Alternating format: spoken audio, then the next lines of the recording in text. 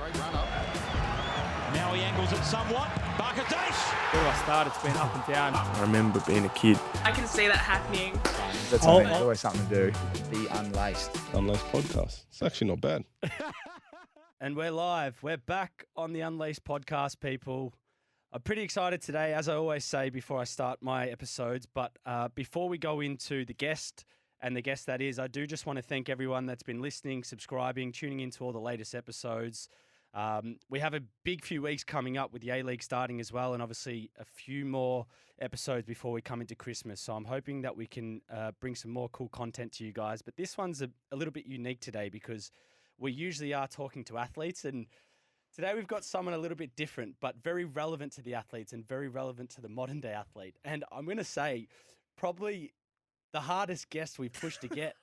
I'm so sorry. The longest email thread to get Jacqui Louder on the show, but I'm glad to say she's here. Hello. How are you? I'm good. Yeah. It should be the big guns that you're having trouble getting. I'm so I know, sorry. you said that in your email. I actually think there was like 40 emails between us. Close. Yeah, it was a long time getting you on, but Yeah. Apologies. I'm here now. yeah, you are. Thank Yeah. you. And I know you're a very busy woman and you've been doing quite a bit, but with your line of work and given your line of work, which we'll touch on, you're working with a couple of the major sporting teams in your field, Yep. particularly in Melbourne. What's the off-season like for you in your space? Do you have an off-season? No, does there's it no keep there's going? no off season. Yep. For a whole variety of reasons, you're doing a heap of planning. You never really switch off from caring. So if the athletes need you, they need you. And particularly for me with being in AFL and AFLW, those seasons basically tail end each other. So when one finishes, the next one starts. So by the time we finish all our planning and reviews and everything for an AFL season, we were already into AFLW. Right, true. When does AFLW start? Is it November, December? Well, it was supposed to be the 3rd of December. Right. But because of COVID, they've put it back. So the 6th of January is 6th round of one. January. Okay.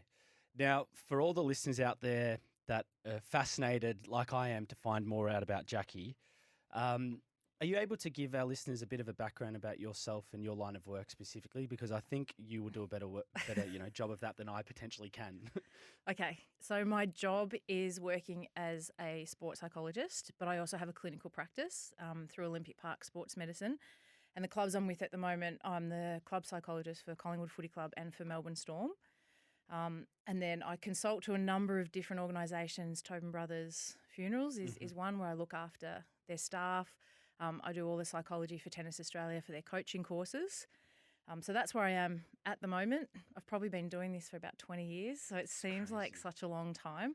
But I've also got a background in sports science as well. Okay. So how did you fall into this? Because like you've just named Collingwood and Melbourne Storm, like they're airy-fairy, the two of the biggest sporting teams in the country, really, in both their regards. But how did you fall into this field, and what shifted you to, I guess, want to work with athletes specifically? Well, I played a lot of sport growing up, so Okay. I've always been overachiever, perfectionist. That hasn't really changed. That hurts. Yeah. So, but to be really fair, how it all started was we used to do athletics, and when I was younger, so it was about probably 8 or 9, my dad and I used to sit on the hill at Doncaster Athletics Track and watch my sister do the hurdles, and she'd always fall at the 4th hurdle. 4th. And I said to my dad, he remembers this conversation too. I said to him, that's totally in her head. Like, I'm going to help athletes who can't get out of their own head. He remembers this conversation from when I was about 9.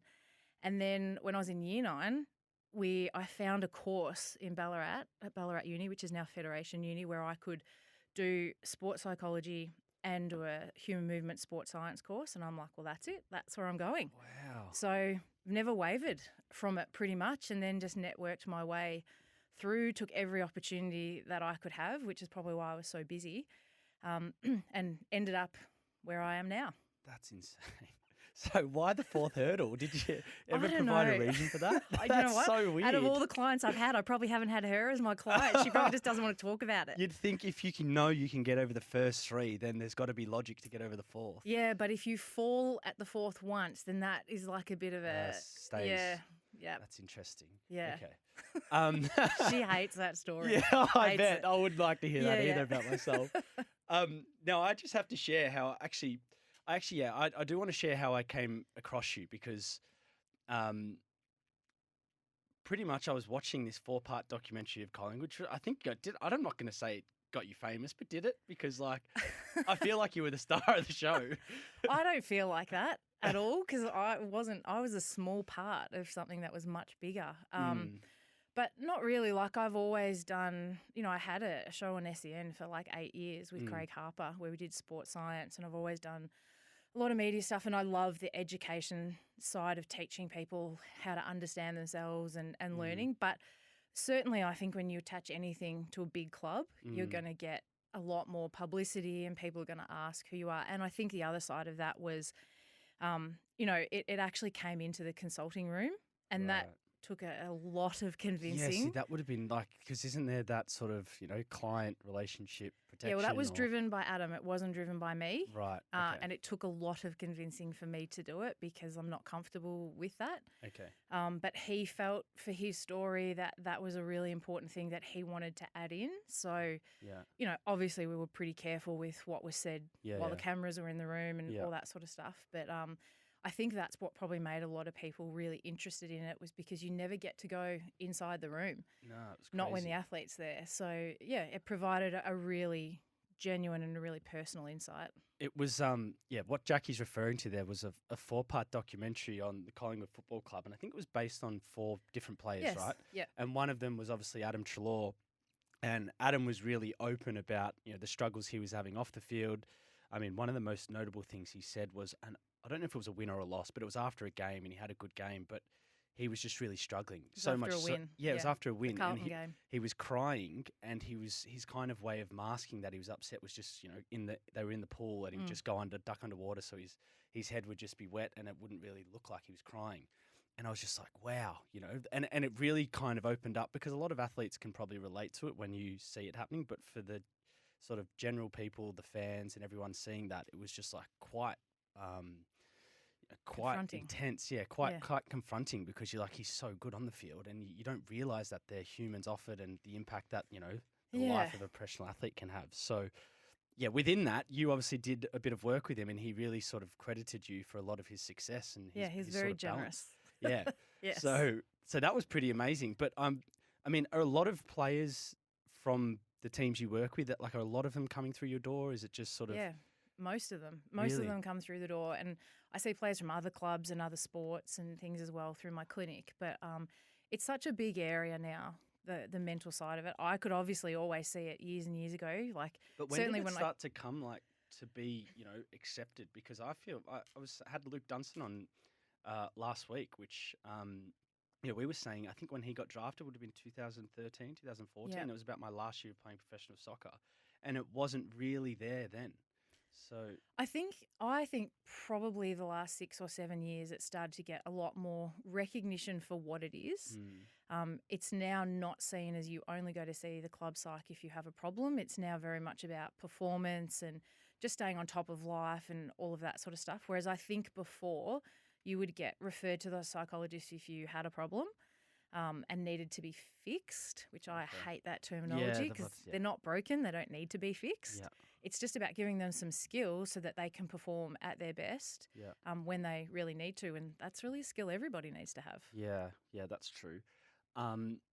Because this is what I've said on a previous podcast. We actually have caught up before. We have.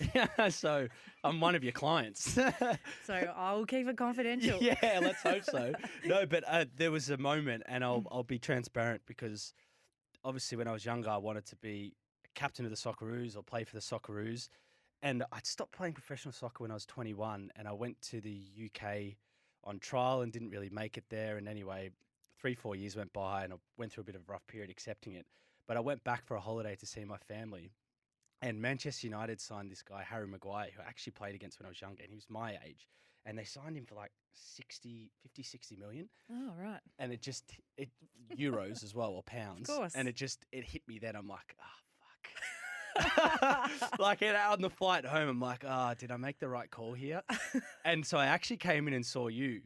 And one of the things you said to me, which actually still hits home to this day, because I think it's relatable to anyone that's not in sport, but you said something along the lines of like, a lot of human beings really focus on training their physical health, but not their mental health. Mhm. What can you explain what you mean by that? Because there's, I'm sure, a lot of depth to that comment. Yeah, well, every time, if you have a look at how we prepare an athlete, there's so much sports science around all their physiology. But you could be the most highly trained athlete, but it's what goes on between your ears that makes the biggest difference. Like you make an error, you worry about what the coach is thinking or what your teammates are thinking, or, you know, if you're going to trials for an Olympic sport, you don't make that by a fingernail. That's 4 years. That's come down to 1/100th of a second. So preparing yourself for that and thinking about it, we've just left them in the dark. And just we assume as people get older, they know themselves better.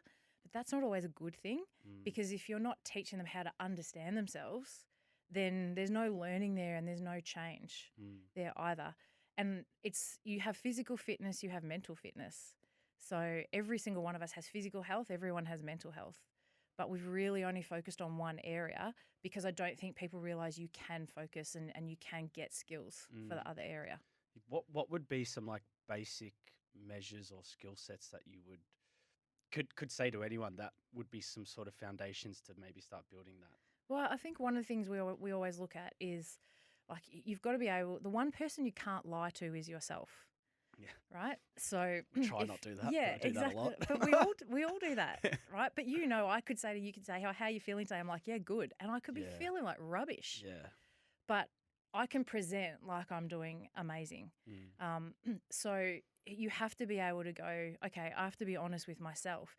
When you were going through school, did anyone ever teach you how to understand emotions, how to be able to label them correctly, actually describe how you're feeling? Most adults, I say, don't have the emotional vocabulary that they need. They use the same 5 or 6 words to describe everything.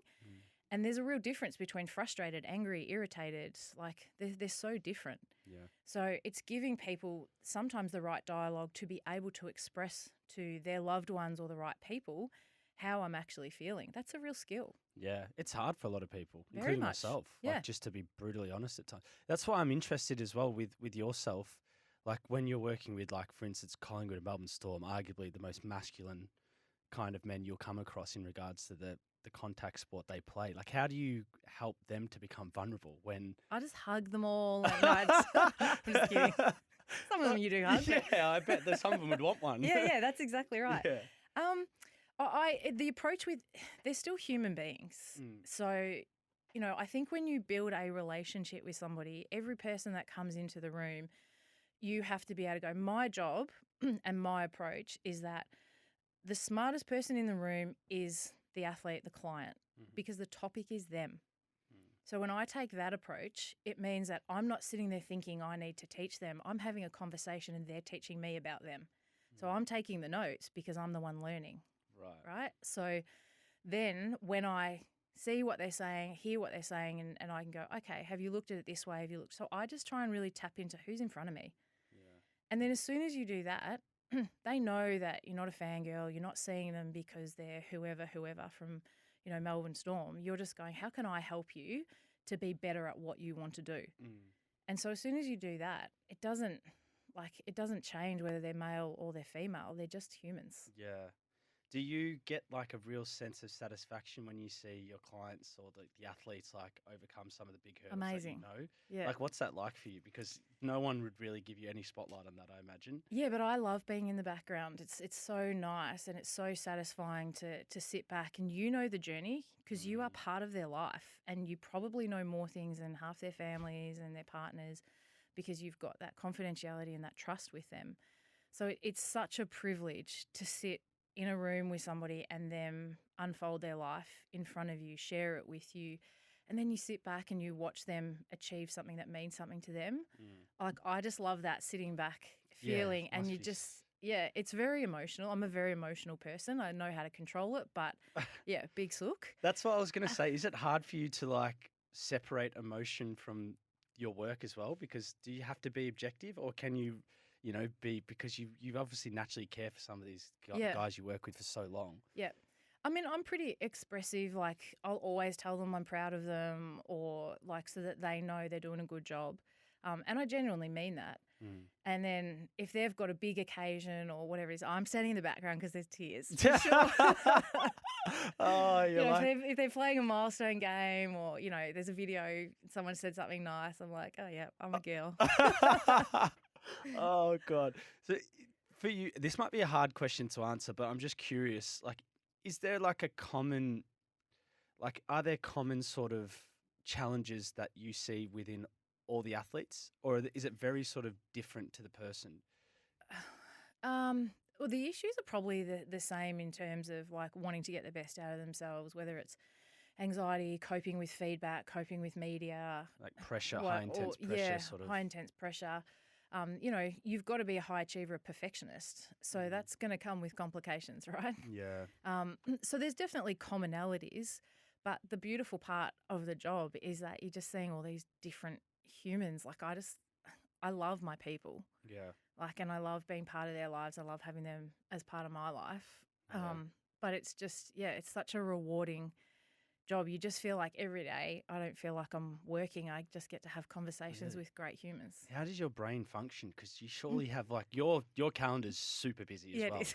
So and Hence you've the got 40 emails to get me here. and you've got to be like on for every patient or client as well. I mean, so do you get tired? Like, because you're taking a lot of notes. I've been in there.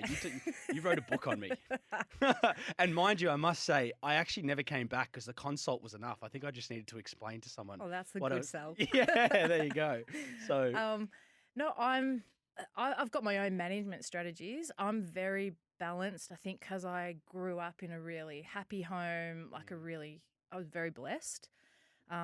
So because of that, I came from a house where you could talk about your feelings and you dealt with things. And my natural personality, my mum tells me this story about when I was 7 years old, somewhere around there, she came out of the room and I was on the phone.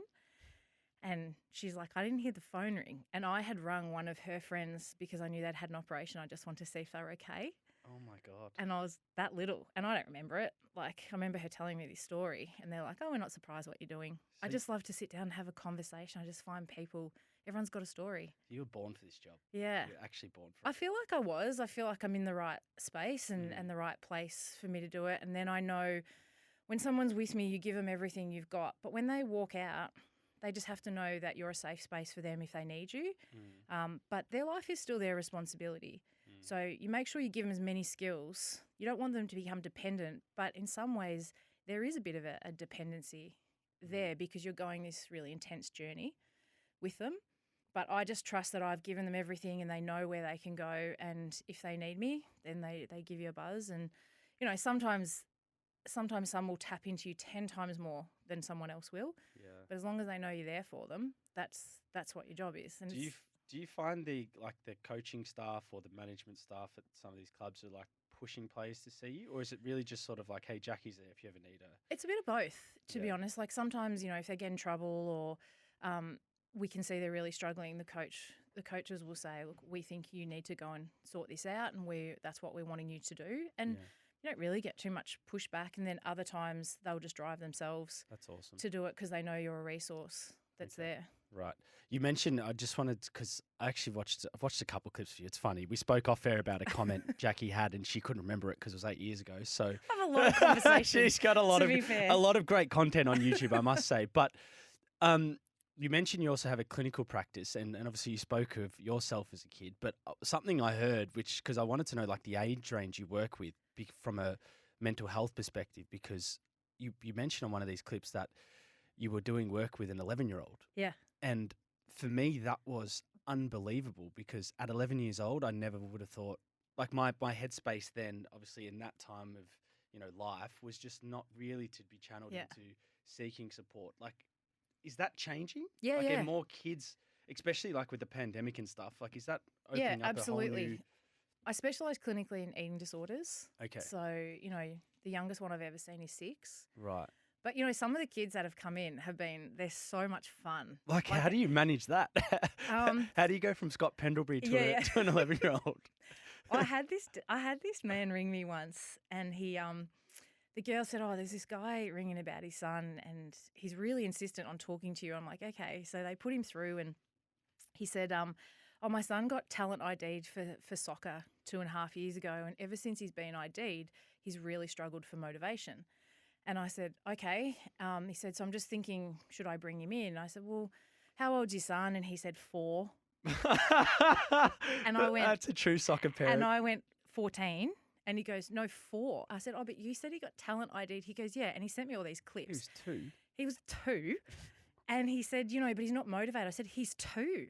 Like, I said, he's not going to understand a conversation with me. He goes, so should I just take him to the soccer and he'll watch it? And I said, he's going to be more interested in the streamers and the seagulls than the actual game. Oh, my God. So, yeah. So you do get them come in very young, but I also think, there are some kids that they want to be an elite athlete and they know that you work with elite athletes and stuff like that. And they're like, well, that's where I should be. Some of them are super switched on. So did some people, based off that comment, would some people come in and not even like they're struggling, they just want to get more tools off you A lot of people. to get the mindset or yeah, the and that's traits? great. That's Right. great because they just like, oh, this is what I want to do and I need some help with a pathway. And yeah, so that's a journey you go So through. how would that be different to say someone coming in saying like, I'm battling depression off the field or something? If someone's coming into you and go like, hey, what are some of these guys doing there? What can you give me that's going to make me at 15, 16 Yeah. be ready to be a pro athlete? Like, Yeah, so I think the best things when you're that age is just getting some life balance as well and making sure that, they understand education's really important. One of the things I always say to them too is, there's a line, let's say the line's 18. That's when you become an adult where you go from being a junior to being a senior athlete. And I said, not a lot of people cross that line. When you're a junior athlete, as much as we'll celebrate wins and good performances, everything we do below the line is helping you to get above the line. So it's a big thing about being patient. It's about setting our foundations. I will say to a 15-year-old, if you think you're the best athlete you're ever going to be at 15, we're screwed, right? Yeah. Because your brain doesn't finish developing until you're 25. Yeah. So, and it's different for males and females, like 25 for most, but maturity-wise, a bit later for boys because of testosterone and other chemicals. So you've got to explain that process to them and you go through, these are things you can control. This is how the sport world works. I think they all think they've got to be in their mainstream sport and talent ID'd by 15. Yeah. But we hear constant stories of athletes that don't get talent ID'd till they're 18, 19, 20. And it depends the sport that you're in. If you're in gymnastics, you need to be talent ID'd by 15. You're 8. But if you're a footballer, you don't need to be. If you're a triathlete, you're not peaking until you're sort of 26 to 32. So if you don't get into the sport until you're 20, that's completely fine. Yeah. So it's actually about helping them be really realistic with the stage that they're at. Yeah. If you're a junior, and that's why I say to parents, it's great when they win, but don't think because they're not an amazing junior, they're not going to be a great senior. You can't burn them out, and it's a really intense environment. So you just want to help them with that pathway and you build their skills. We don't set goals obviously based on results. We go, yeah, that's where you want to be. I understand you want to be an elite soccer player or an Olympic swimmer. Let's go the steps and teach them the skills and how do you teach them routines? How do you mentally prepare for, a swimming competition or a tennis match or, if you're going to play footy and they all think, that elite sport works one way and it often doesn't. No.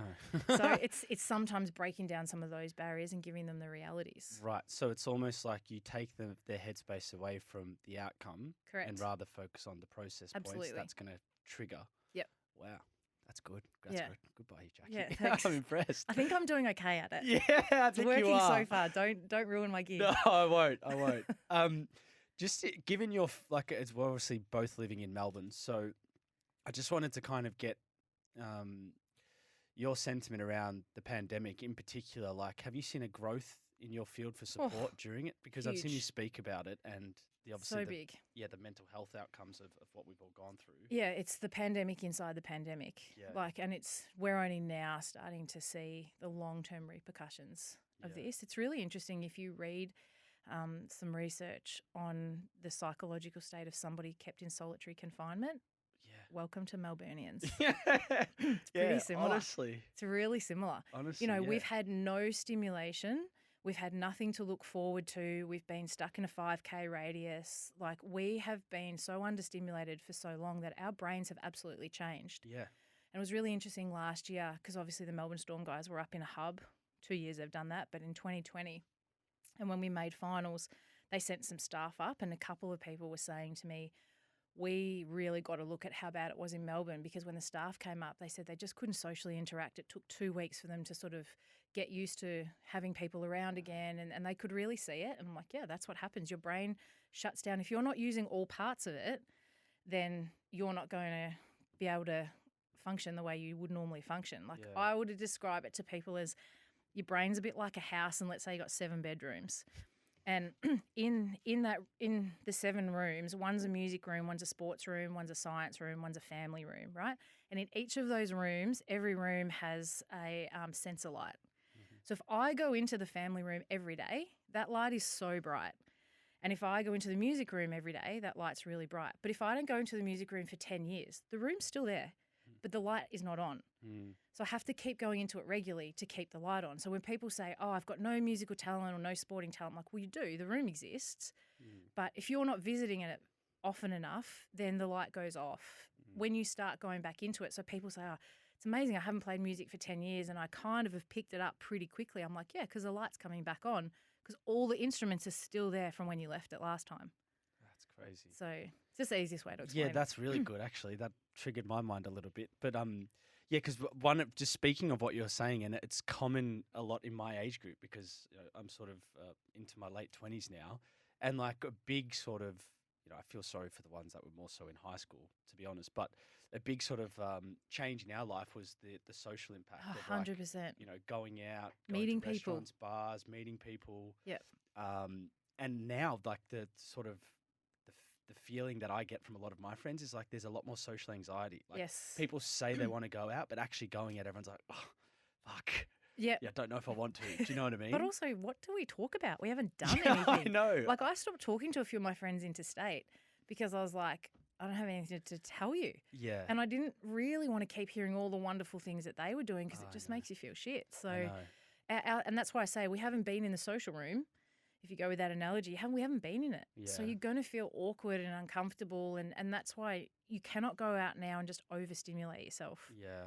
You have to pace yourself. We're going to be really tired really quickly. Yeah. So, the amount of road rage that's going to happen is going to be huge because people are like, oh, my God, there's no traffic like 6 months ago. I know, and now I did it's miss nothing being in but lockdown for that. Parking was great. Yeah, it was so good. But no, because like to be honest, I'm so over the pandemic conversations because I feel like it's everywhere I go. But you have genuine science to what you do. So that's why I'm actually interested in your opinion. There's definitely higher anxiety rates, higher depression rates. Like, we're socially pulling away from people, like sense of self-worth, sense of purpose, loss of identity for so many people because they haven't been working. Even if you don't like your job, when you're getting a wage every fortnight, every month, there's a sense of purpose and, okay, this is where I've been and I'm at least earning something. People attach a lot of their identity to their work. Yeah. Because that's, and they've been sitting in a bedroom at home. So now family's at home, work is at home, social is at home. That is so unhealthy. Yeah. So there's all those issues. The amount of couples that have separated. Yeah. We're not designed to literally live with each other. Yeah. And only each other. Yeah, I know. For that long. And so, there's so many relationships that have broken up and families that have broken up because of this. So it's very, very widespread. Yeah, it's like hyper intense, isn't it? Yeah. I think last year I was probably doing 80-hour weeks. 80-hour and weeks. And this is where I think as a psychologist, and I've spoken to a lot of colleagues, we're so exhausted. The focus has been on, let's thank the doctors and nurses. And I'm sitting there going, oh my God, we're drowning here. Yeah. But the people that come into my job, we're carers. That's so naturally what we do. And I hate seeing somebody in trouble and I hate seeing them struggle. So if someone rings and says, oh my God, I'm really doing it tough and I can't see anyone, you just tack them on the end of your list. But then you're starting at 7 a.m. and you're finishing at 9 p.m. Oh, God. Because you feel this sense of, I've got to help because no one else can. Yeah. So you just got to try and manage yourself in that process and make sure you eat properly and exercise. But that's kind of where it's been for 2 years now. I really need a holiday. Yeah, I bet you do. But is this because you are Jacqui Lauder and you are so good, or is it because there's also a shortage in your field for support? Maybe there's definitely a shortage. Yeah, because that's what I've been told, that in sort of the psychology space or sports psychology space, it's not too many experts or. No, there's definitely a shortage. I'll take the compliment of the first one. That's all right. Yeah, well, I think it's factual. But yeah, there's just, like I said, I just couldn't in good conscience have someone on the other end of the phone in reaching out for help and not help them. I just couldn't do it. Yeah. Like, I got to go home every night, put my head on the pillow, feeling really comfortable that I've done what I think is the right thing. Yeah. And walking away from someone who really needs help is really hard for me. Because you know in yourself you'll be able to help them. Yeah. Right? That's why it's worse. Yeah. So it's kind of like Yeah. It would be Catch-22. much easier if I was like not knowing what terrible I'm at doing. your job. Yeah. Yeah. Given not every, and I'm not too sure if AFL is probably in this space, but has every club got a full-time resource in your space? So I'm not in full-time. Oh, okay, not full-time. So most clubs have a psych, but we all play really different roles in different clubs. It depends how coaches want to set it up and clubs want to set it up. I think the way it's going is definitely going to be full-time in the Can't believe next. it's not full-time, to be honest. Well, on paper it's not. But I was going to say, from what I know, Yeah. you're a People, full-time. I always laugh, feel like, oh, how was your long weekend? I'm like, what? Like, what long weekend? It's you work. Your hours are, you're in sport, so you're traveling with them, or you don't switch off caring at 5 o'clock. All the dramas happen after, not between 9 to 5. They happen outside those hours. Correct. Yeah. So you're kind of always on call, and it's just up to you to manage it. Okay. So if for instance, like for instance, I come from the soccer space, there's not really any resources, No. part-time, full-time. They're probably the sport that is so far behind everybody of else. course, Yeah. It's unbelievable. Yeah, it's a shame. I mean, NRL's not too dissimilar. Like, I feel like AFL is just a little bit ahead of everyone. 20 years. Do you know what I mean? Absolutely. They are so far ahead in what's inside their clubs, and they can always keep improving, don't get me wrong, but they're so far ahead in what's inside the club. The AFLPA has put so many resources and so much development over the last few years into mental health. The network around the country is amazing. The players have access to someone in their club or outside if they want to go outside. It is so far ahead of everywhere else. It's kudos to them. Yeah. And absolutely tragic to everyone else. I don't understand the other sports. I know it's hard. I think I actually don't know I think majority of sports are really far behind the AFL on that front. But if just from your point of view of what do you see the real benefits of having a full-time, part-time resource in your space? Like, the perspective that you see that it actually benefits athletes. Like, if you were going to sell your role into a club, like, what would you say the sort of benefits they're going to see from their players would be? Well, number one is we've got humans that play sport, not athletes that become humans. Yeah. So that's your first thing. Right. So if you can't manage your human, then you're going to get nothing out of them. So, and I always say too, if you're a car and you look at the top player at your club, that they're like a Rolls Royce. Right? And if you think someone else at the club is going to be able to do the job that we train for 10 years plus to be able to do, if I'm paying for a Rolls Royce, I'm telling you right now, I am not getting the apprentice to look after that Rolls Royce. I'm going for the head mechanic. Right? So when you try and explain to them, it's not just people see our job and think we're just talking to people. I'm very deliberate in everything I say. I'm understanding their emotion. You understand. You can pick the personality. You can pick what's important. You hear things in their language someone else doesn't hear. So, and then it's really easy to pick some examples of athletes from different places and say, what do you think went on there? Because you don't all of a sudden play tennis. You're not, Roger Federer, and you play amazing today, and then you come out and you serve like shit tomorrow. You haven't lost your skill. So what's changed? Yeah, see, that's what amazes me with sport as well, right? So it's your approach, or it's how you're feeling, and explaining to them, we can train this. You can actually do something about this. If you can put your ego to the side and go, it's not a weakness to not have these skills, but it's absolutely a weakness if you don't want to address it. Yeah. So I think we're an outlet where we're not involved in selection.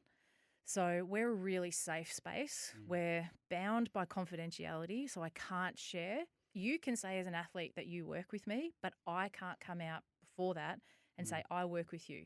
Right. So, there's lots of athletes I work with that no one would have any idea because that's not my information.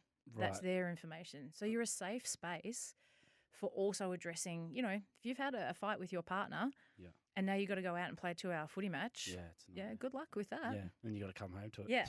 Yeah, that's exactly right. Yeah. So it's giving them the balance to be Yeah. able to do that. So that's kind of why we need to be there. We're a safe space. Yeah, okay. That's a really good selling point. There you go. Have I done all right? Yeah, I think you've done well. Okay. I might get a job out of this. Actually, speaking of the Storm and Collingwood, how did those opportunities come about? Were you like well known in this space already, or were you just putting out a lot of content? How did the dots align? Do you know what? there? I've never really applied for a job. So Oh, really? yeah. You got So poached. I was working. So Olympic Park Sports Medicine is at Amy Park. Yep. That's where the clinic is. And pretty much for 15 years prior, because I was in the building, I'd been seeing Melbourne Storm players as they needed to be seen. Okay. And then got to a point a few years ago, after the 2016 grand final, I think they lost. Yeah. And it was pretty bad loss in the last few minutes and whatever it is. And then I got a phone call basically saying, look, from Frank Panisi saying we need to get better in this space and we think this is our gap. And we actually want you to be part of the program. Like we want to put it in now, not just send people external. Because then you see the ins and outs. They're there every day. Lots of the corridor conversations that you would never get if you're outside the club. And then I obviously have seen a lot of athletes over time. So they got a new women's GM of footy at Collingwood, and she rang me and said, hey, you're working with a lot of our netballers. Just want to get a bit of a heads up on some of our players. And I didn't realise it was a job interview. I just went and had a coffee with her, and then that afternoon she's like, so I'm going to send you a contract. Really love you to look at it and stuff like that. And so I started with their AFLW and their netball. I've been with them. This will be my 4th year. I was going to say, I thought you left a couple of teams off the roster when you said Storm and Collingwood. I was sure there was more. Yeah, so it's AFLW and SSN netball. And then at the end of last season, coming out of a hub, Bucks gave me a phone call and just said, hey, I've known him for a very long time. And he said, I'd really love you to come across to the men's program. That's like, awesome. Would you do this? And I had already been seeing probably 7 or 8 of the players anyway. Okay, so it made sense. So it was a pretty easy transition, and I knew the club. I was in there. So it wasn't hard. Crazy world. One of the things you mentioned before around, I guess, the sort of common citizen in Melbourne with losing their job, the loss of identity, the loss of worth. A lot of those comments you made, it kind of reminds me of the athletes coming into retirement or leaving sports. Yeah. So we've obviously spoken about you speaking to a lot of current professionals, but do a lot of ex-players pick up the phone, book appointments with you? Yeah. So my master's thesis was an athlete retirement. Right. That's always been a big area for me is transitions, because they do. When the lights go out, there's nothing there, and that's such a huge change. And they'll never replace it. They don't need to, but they do need to find something else that can take their time. So Correct. there's a big, and this is again where the AFL just excel compared to other sports, is once you've been on that AFL list, you have access for psychological support for as long as you need it. Oh, really? And it's covered for them. Wow. Yeah, the that's players pay a amazing. fee to that PA through their whole career, every paycheck. Yeah. And so they fund the PA. Yeah. And part of that is giving them access to psychological services beyond, because they recognise how important it is. Yeah, definitely. Is that like, because for me, and part of this podcast was based off my experiences in that, and one of the things that I sort of, not necessarily fell into victim mode, but I thought I suffered a bit harder because I didn't necessarily hit all my goals and targets. Yeah. So there was like a sense of regret for not getting there. Yeah. But as I've been doing this, I've been speaking to people that have achieved what they wanted. And they're they like, still struggle. No, they're like, mate, it's still the same thing. Yeah, because everybody knows you as Jake the soccer player, you know, Jim the netball, Jane Yeah, the yeah. netballer type thing. And all of a sudden when you're not that, you believe, and that's what big part of my job is saying what I said before is you're a human being who plays footy, netball, tennis, whatever. Yeah. We need to help you manage that the whole way through. Is your family don't love you because you play footy. They love you because you're you, and they'll support you playing footy. Yeah. But that's what you've got to help them the whole journey to develop that sense of self so that it's an easier transition. Yeah, But okay. you're still going to struggle if you've loved something and you're hanging out with your mates every day or you're traveling the great world life. on the circuit. Like Yeah. you choose your sport for a reason. Like the surfers get up and every day they go surfing, they get paid to do that. I know. That's insane. It's beautiful. 'Cause Yeah. This is why I think it's hard. And when I try and frame it this way, it's like imagine training every day from a child to sort of your adulthood to be a professional athlete in the field you love. Drop everything, give up everything, sacrifice, family, relationships, friends, education. Then get to the point where you're a professional athlete. You hit all your targets and goals. You get to play in front of 80,000 people, 60,000 people, whatever it may be. And then there comes a point where you have to stop. And you're like born again. And the thing is, as opposed to somebody else, if I go through my career, I'm choosing to retire at 60 or 70. I don't have to get another job after that. Yeah. These guys in most sports, if you get to 30 and you're still competing, you're a pretty decent athlete. Yeah, right. And you're very unique and lucky. You're in a small percentile. They have so many more years that they have to then go and find another career to fill their time. Like if you're in a professional sport, football, NRL, tennis, golf, you've made good money. So you've probably financially set yourself up. But what are you going to do with your time? This is the thing. And that's where that whole identity sits in. So it's not easier for them because they've been paid. But all of your Olympic athletes, they're broke. They have no money. Yeah, like even when you win a gold medal, you only get a few years to enjoy, the rewards of that with sponsorships and things. And then we go back and we're in another Olympiad. Yeah. So that might buy them an apartment or a car or whatever, but majority of them fund themselves. Yeah. The national sporting bodies don't have a lot of money. They fund the coaches, the trips, the experiences, but they don't pay the athletes. Yeah. So those guys are just exceptional in their own right because of the sacrifices they make. Yeah, that's true. It's funny. We had Morgan Mitchell on and she was speaking about for herself, like she cops criticism because she's so active off the track with, brand deals, sponsorships. She has to be. Yeah, but people say, well, she's not focused on her running. But when you frame it the way you do, which is what we know, like she's got to survive. Like she's got to create a future as well. It's also really interesting when people who have no training in these things, she's not focused on her running. I'm sorry, where's your experience with that? Where's your knowledge of that? Does my head Have you run at the Olympics? Oh my God. Like, do you know this athlete? Do you work with this athlete? Like, you know nothing about them. Yeah. You're sitting there in your armchair going, she's not focused. You know what? She can't be on the track 24/7 sleeping in her athletic gear. Yeah. And then we go, she's focused. Like, define focused. I feel like you would get more annoyed about that than anyone because annoyed. you know everything as opposed to, it's hard when you're working with athletes and no one knows you work with them. Yeah. And I was at the hairdressers, like I go maybe twice a year because it annoys me sitting down, but I was sitting there like 6 months ago and these two people were next to me bagging the crap out of somebody that I'm very close with. And you had to bite your tongue? I see the smoke coming out of my ears and my hairdresser who knows me reasonably well and knows what I do quickly made the connection and just went, let's just go over here. I was fuming because I wanted to stand up and go, you've got no idea what you're talking about. This person is this and that's. I would never, ever make a comment about someone I do not know and don't have all the information. The media don't know everything. They report what they think they know and what they think they see. And what sells. And it's so far off the mark on so many occasions. Yeah. And I'm sitting there trying to protect the human that I'm working with, but I can't say a single thing. And it's emotionally, that's probably my biggest challenge is because, these guys are a part of my life and I know them. And it breaks your heart when you hear people just teeing off. And I'm like, how would you feel if that was your son, daughter, brother, sister, mother? Like, it's like this is when these false reports come out or whatever, there's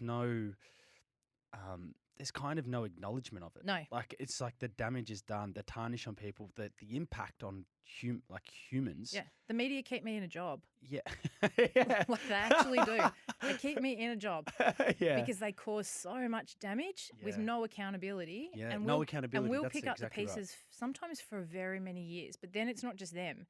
It's that person's family. It's everybody attached to them. Yeah. And I'm just like, as a human being, be accountable and be responsible for what you say and what comes out of your mouth and think. I always say to people, if you wouldn't want this said to you, don't say it to somebody else. Yeah. Like, that's an easy rule to follow. Yeah. If you don't want your son, daughter, mother, brother, whatever, spoken about that way, don't say it about anyone else. Correct. Understand that you know nothing. Agreed. Amen, Jacqui Louder. Couldn't agree more with that. I'll get off my soapbox now. Yeah. I just want to go back to the transition of the athlete because I think one thing I really struggled with, and this is kind of what I share to some of the athletes that play now. I'm like, the way your week works, all you have to focus on is that Saturday, Friday performance game when you're playing for points for your club. So obviously through the week, you've got preparation in preparing for that. Like when you lose that sort of target after post-career of something you're working towards, an objective, a pathway, that for me was like the real, like obviously the adrenaline rush as well, but that for me was like the real hard thing. That's where my discipline started to shift because there was nothing that I was building towards anymore. Yeah, and that's what we've seen in Melbourne with the pandemic. Yeah. You're not building towards anything. You're not like so many sports, they were training for training.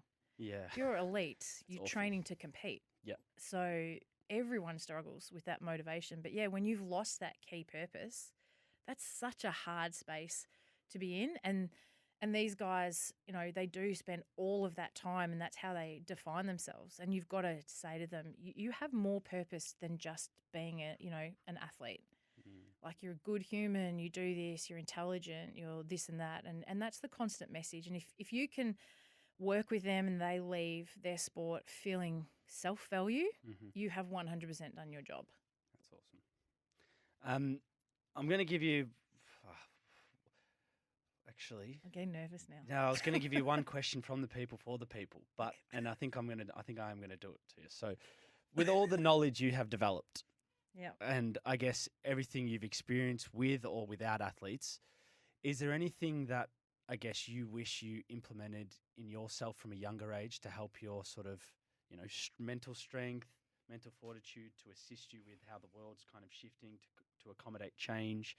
Like it's a great question. That is a very big question. It's a huge question. But I'm just curious because, like, is there a couple of things that anyone can just implement in their life to make their life significantly better? There's probably lots of things. I think, I guess if you're talking about, I don't even know if I'm answering your question here. I think for me, the thing I try and do all the time is be consistent. Like, consistent with every single person. Every time you get me, this is me. This is who you're going to get. So you know what you're getting when you come in. If I'm consistent with how I express myself, how I go about things, then you've probably got more control. Yeah. But in terms of being able to put things in, I think surround yourself with good people who are going to support your journey. My job is not, I don't tell athletes what to do. Yeah. I say to them, here's another way of looking at it. But if they choose to go another way, that's okay. I'll support that because I know I've given them as much info as I can and that's their journey and my job is to be there with them on that journey. So I think saying to people, put good people around you, listen. I think too many people, they hear with the intent to respond, whereas I listen to understand. Yeah. I think there's a big difference. Yeah. So if you can, we've got 2 ears and 1 mouth, so maybe the ratio should be a little more to the ears and a little less to the mouth. That's a good one. So that way, if you're then listening to actually understand rather than to respond, I think you're probably going to have better conversations and better relationships, and you're probably going to be more controlled with how you respond to things. That's awesome. Does that answer your question? Yeah, it does. It does. No, because one of the reasons why I asked that is because, like, as I've gotten older, people talk about, journaling, setting goals, maybe doing some sort of mindfulness exercises, things like that. When as a kid, like I wasn't implementing sort of any habits to enhance my mental health or like my mental sort of strength. So when things happened, I had nothing to fall back on. It was just like just going through the washing machine of life and like getting back up. Talking is so underrated. Yeah. Like I think talking, and that's what you say to parents or anyone in the support team, like talk. Yeah. Don't just, I don't like one answer responses. How are you? Okay. The hell does that mean? Like, make sure you have a conversation, take the time to have the conversation that sets you up pretty well because then you'll just keep talking. Right. Okay. Jacqui, I love you. I'm so glad you came on. This has been such an insightful chat, and I actually think this is going to be a great episode for anyone that's tuned in. Love or hate sport, Jacqui's a wizard in this space, and honestly, a lot of great insight into how you can enhance your own sort of brain and mental health to make life better. So in a difficult time, thank you so much for giving us your pearls of wisdom. Thanks for being patient with me. I promise I'll respond in less than 9 months. Yeah, I know, right? No, it's a pleasure. Thank you again. No worries.